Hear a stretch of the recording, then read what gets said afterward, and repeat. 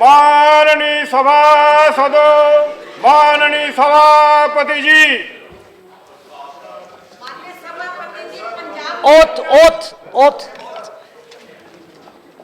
oath or affirmation. Secretary General.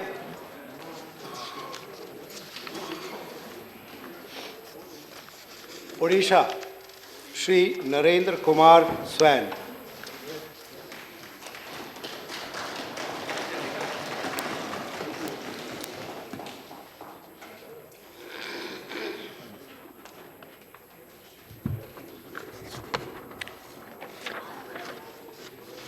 Honorable Chairman, I, Sri Narendra Kumar Swain, having been elected a member of the Council of States, do swear in the name of God that I will bear true faith and allegiance to the Constitution of India as by law established, that I will uphold the sovereignty and integrity of India, and that I will faithfully discharge the duty upon which I am about to enter.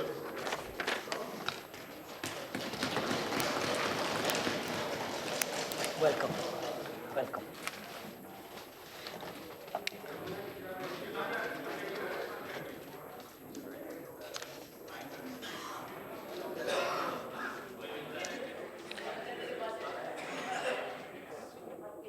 Honorable members, I refer with profound sorrow to the passing away of Shri Sharad Anant Rao Joshi, a former member of this House, on the 12th of December at the age of 80 years. Born in September 1935 in Satara district of Maharashtra, Shri Joshi was educated at Sydenham College of Commerce and Economics, Mumbai, and in Lausanne, Switzerland. An agriculturist and economist, Shri Joshi served in the Indian Postal Service and as a lecturer of economics in the College of Commerce, Kolhapur, Pune University, from 1957 to 1958.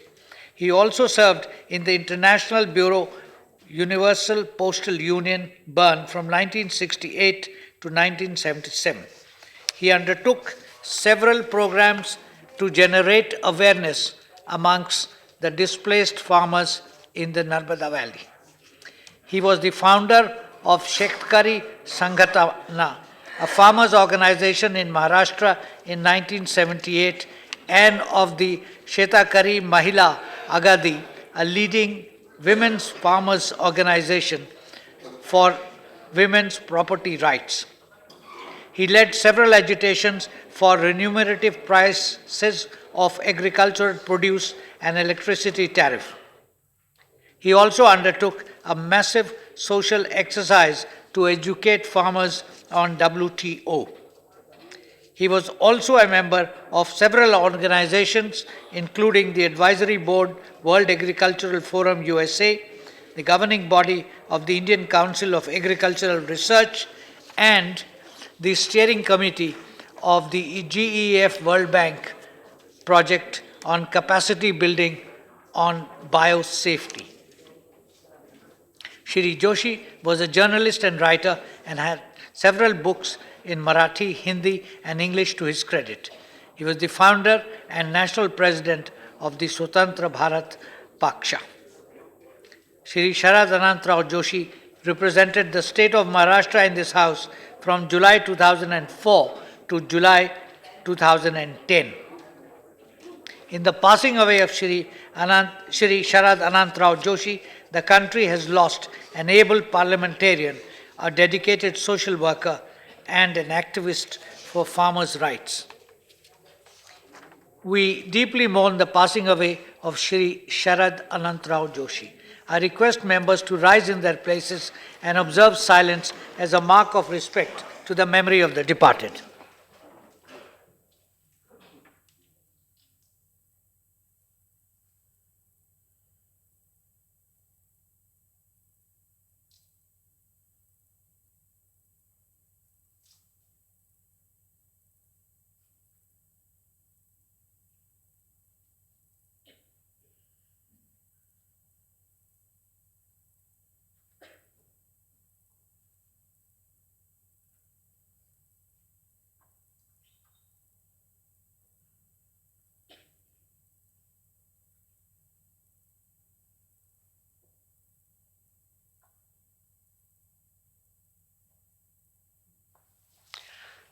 Secretary General will convey to the members of the bereaved family our sense of profound sorrow and deep sympathy.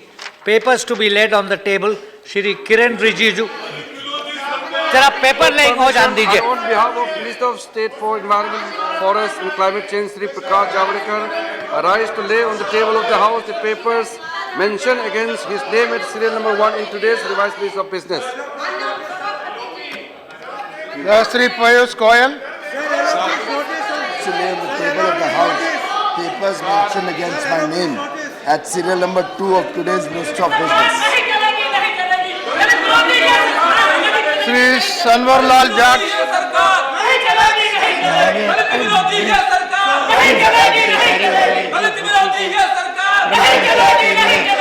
अपने नाम के सामने सभा पटल पर रखता हूँ. Radhakrishnan P.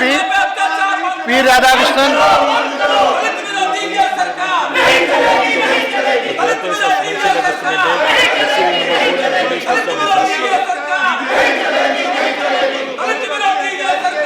Report of the Departmental Letter, Parliamentary Standing Committee on Energy, Shri Pari Mohan Mahapatra, Shri Javed Ali Khan,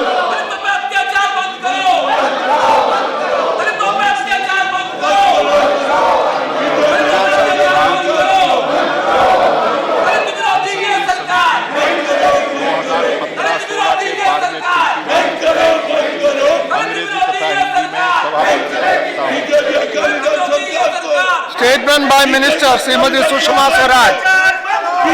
Statement by Minister Srimati Sushma Swaraj.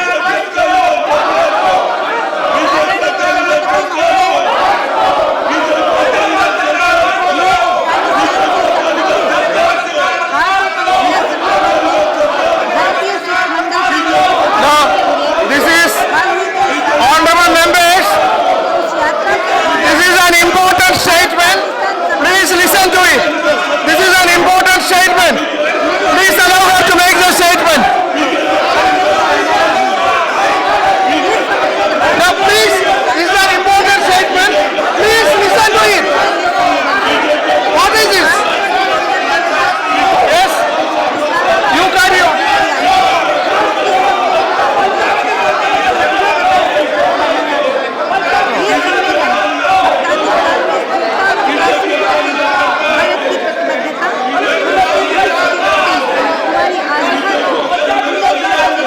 What is this? Ali, listen to the statement. You wanted the statement?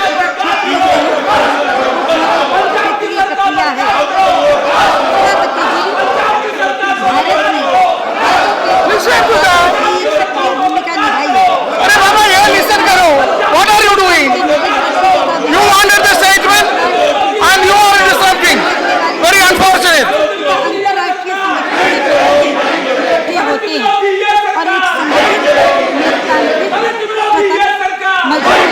Afghanistan के लिए राजनीतिक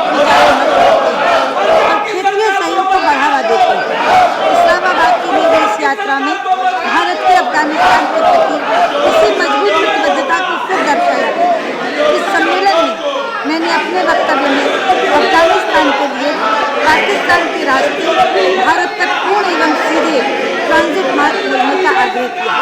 भारत और पाकिस्तान के बीच संबंधों के परिप्रेक्ष्य में मैंने दक्षिण एशिया में शांति एवं विकास के लिए आत्मविश्वास एवं परिपक्वता के साथ मिलकर काम करने की पैरवी भी की.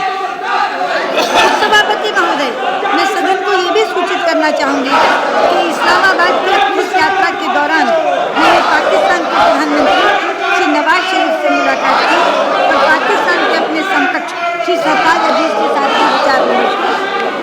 इन बैठकों के उपरांत पाकिस्तान के साथ एक समग्र द्विपक्षीय वार्ता शुरू करने के सरकार के निर्णय की घोषणा 9 दिसंबर 2015 को इस्लामाबाद में एक संयुक्त वक्तव्य के माध्यम से की गई.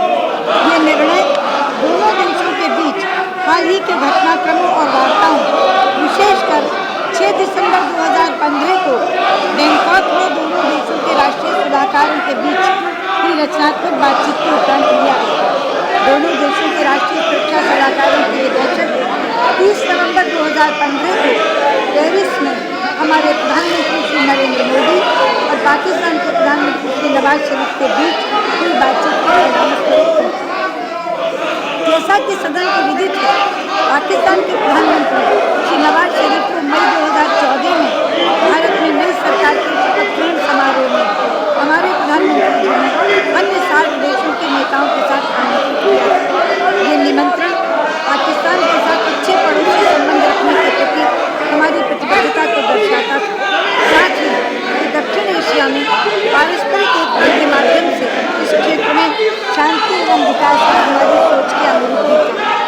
प्रधानमंत्री श्री नवाज शरीफ की नई दिल्ली यात्रा के दौरान दोनों प्रधानमंत्रियों के बीच हुई इस प्रथम बैठक में हमने भारत पाकिस्तान संबंधों पर अपने विचारों और आतंकवाद तथा हिंसा पर अपनी चिंताओं से पाकिस्तानी पक्ष को अवगत कराया। लेकिन दोनों पक्षों के बीच मई 2014 में दिए गए निर्णय के अनुरूप निर्धारित बैठकें नहीं हो सकी। सदन को विदित है कि भारत और पाकिस्तान के प्रधानमंत्रियों ने जुलाई 2015 में इंफा में मुलाकात की और इस बात पर सहमत हुए कि शांति सुनिश्चित करने और विकास को बढ़ावा देने की जिम्मेदारी दोनों देशों की है। उन्होंने सभी प्रकार के आतंकवाद की भर्त्सना की और दक्षिण एशिया में आतंकवाद को जड़ से समाप्त करने के लिए एक दूसरे के साथ सहयोग करने पर सहमति दी गई। इसी उद्देश्य से दोनों देशों ने आतंकवाद से संबंधित सभी मुद्दों पर चर्चा करने के लिए दोनों देशों के राष्ट्रीय सुरक्षा सलाहकारों की बैठक आयोजित करने का निर्णय लिया।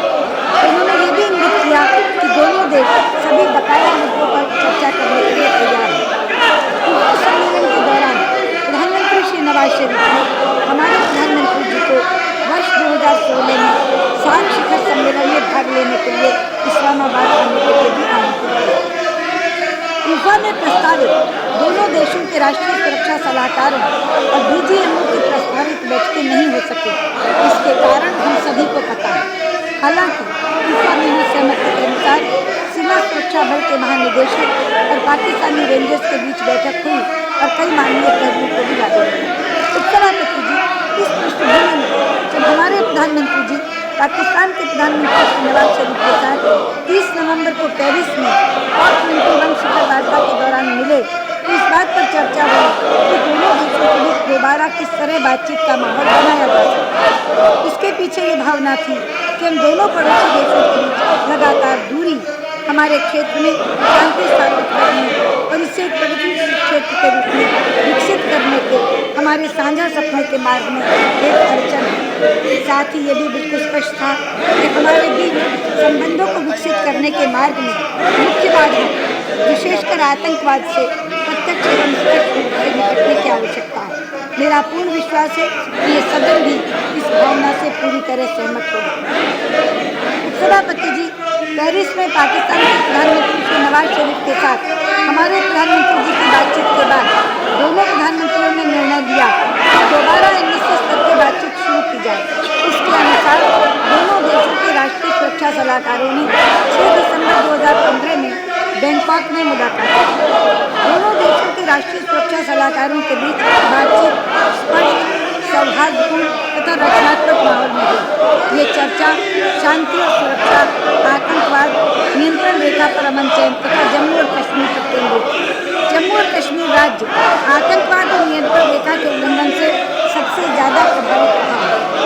हार्ट ऑफ एशिया सम्मेलन के लिए मेरी इस्लामाबाद यात्रा सुरक्षा, आतंकवाद इत्यादि से संबंधित मुद्दों पर राष्ट्रीय सुरक्षा सलाहकारों के बीच सकारात्मक बातचीत के 2 दिन बाद हुई और इस्लामाबाद में मेरी प्रधानमंत्री श्री नवाज शरीफ तथा श्री सरकार अजीत के साथ बैठकें इसी सकारात्मक प्रगति की पृष्ठभूमि में आयोजित की।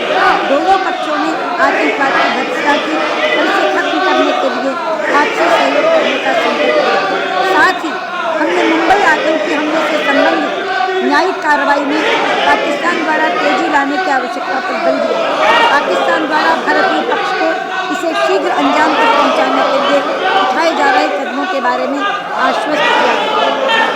उपसभापति जी, इसी के अनुसार पाकिस्तान के साथ एक नए शीर्षक समग्र द्विपक्षीय वार्ता यानी कॉम्प्रिहेंसिव बायलैटरल डायलॉग के अंतर्गत बातचीत शुरू करने का निर्णय लिया गया। दोनों देशों के विदेश सचिवों को इस नई वार्ता की रूपरेखा और सारणी तय करने का काम सौंपा गया। मैं सदन को आश्वस्त करना चाहूँगी कि ये सरकार देश की सुरक्षा को सर्वोच्च प्राथमिकता देती है। इस संबंध में किसी भी प्रकार के खतरे से निपटने के लिए सरकार कूटनीति प्रयोगों सहित वो सभी कदम उठाएगी जो आवश्यक है। साथ ही हमारी सरकार पाकिस्तान सहित अपने सभी पड़ोसी देशों के साथ शांतिपूर्ण एवं सहयोगात्मक संबंधों के प्रति वचनबद्ध है, ताकि दक्षिण एशिया में शांति और विकास के लिए जो प्रयास इस सरकार ने अपना कार्यभार संभालने के समय शुरू किए थे उन्हें आगे बढ़ाया जा सके। सभापति जी, पाकिस्तान के साथ इस नवीन वार्ता के दो उद्देश्य हैं। पहला, चिंता के विषयों पर रचनात्मक बातचीत के जरिए समस्याओं का निराकरण करना और साथ ही सहयोगात्मक संबंधों को स्थापित करना तथा इस दिशा में नए मार्ग तलाशना। व्यापार और संपर्क द्वारा, लोगों के बीच आपसी संपर्क द्वारा और मानवीय पक्षों पर नई पहलों के द्वारा समूचे क्षेत्र का कल्याण हो सकता है और इससे आपसी समझ और विश्वास भी बढ़ सकता है। हम ये आशा करते हैं कि इस नई वार्ता से हमारे समूचे क्षेत्र में शांति और विकास का एक नया अध्याय शुरू होगा। मुझे पूर्ण विश्वास है कि हमारी इस नई पहल को इस सदन का पूरा समर्थन हासिल होगा। बहुत बहुत धन्यवाद।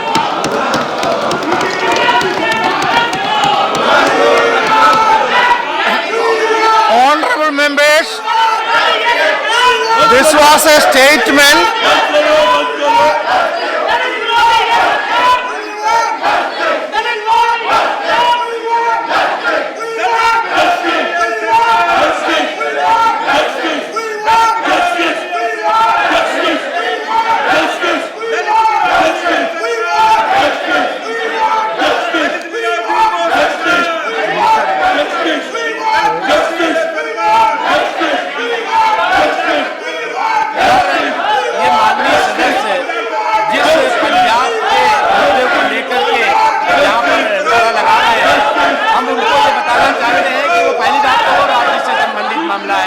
दूसरी चीज ये कि इस तरह के किसी भी मुद्दे की हम कड़े शब्दों में निंदा भी करते हैं और हम चाहेंगे कि जो राज्य सरकार है वो जो भी इसके लिए जिम्मेदार हो उसके खिलाफ कड़े से कड़े कदम उठाए, कड़े से कड़े कार्रवाई करे। लेकिन राज्यों के मुद्दे हमारे इस सदन में उठे, ये न परंपरा है और न ये नियम है। इसलिए हम आप जो कह रहे हैं उससे हम सहमत हैं कि जो भी जिम्मेदार हो, जो भी गुनाहगार हो, उसके खिलाफ कार्रवाई होनी चाहिए। और राज्य की सरकार बहुत संवेदनशील है, बहुत जिम्मेदार है, वो इस पर कार्रवाई करना जानती है और कार्रवाई कर रही है। इसलिए हमें लगता है कि और काम होने दीजिए। आप हर दिन एक नया मुद्दा, चाहे किसी भी राज्य का होगा, कोई मुद्दा जो इस सदन से संबंधित नहीं होगा, आप मुद्दे को लेकर के और अगर सदन को बाधित करेंगे तो ये ठीक नहीं।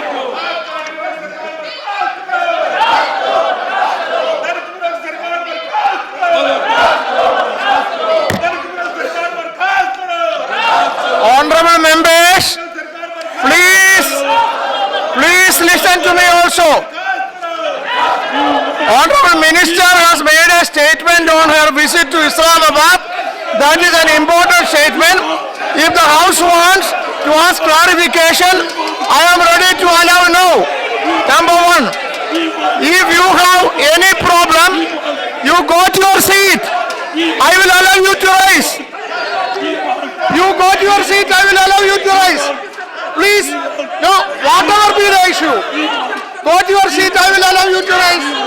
Yes, please go. Mr. Seelam, please go to your seat, I will allow you to rise.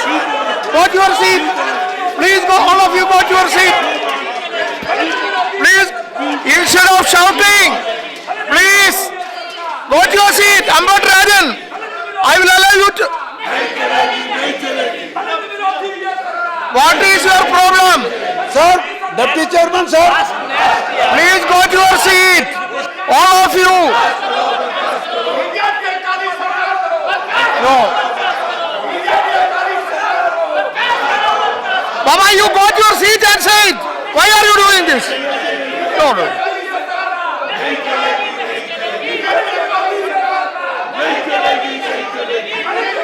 Some members are hijacking the house.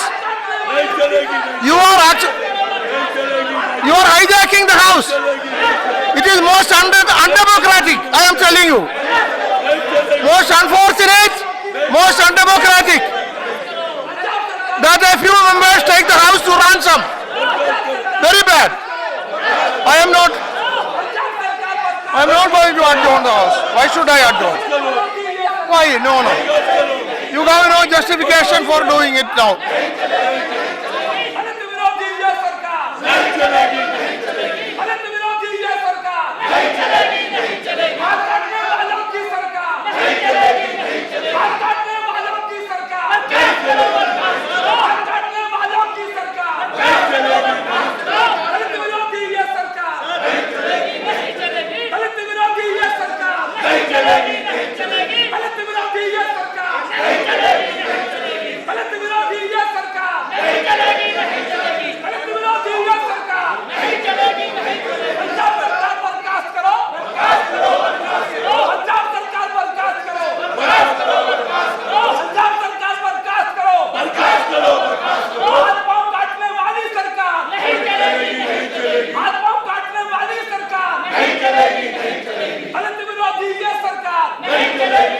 House is adjourned up to 11:30.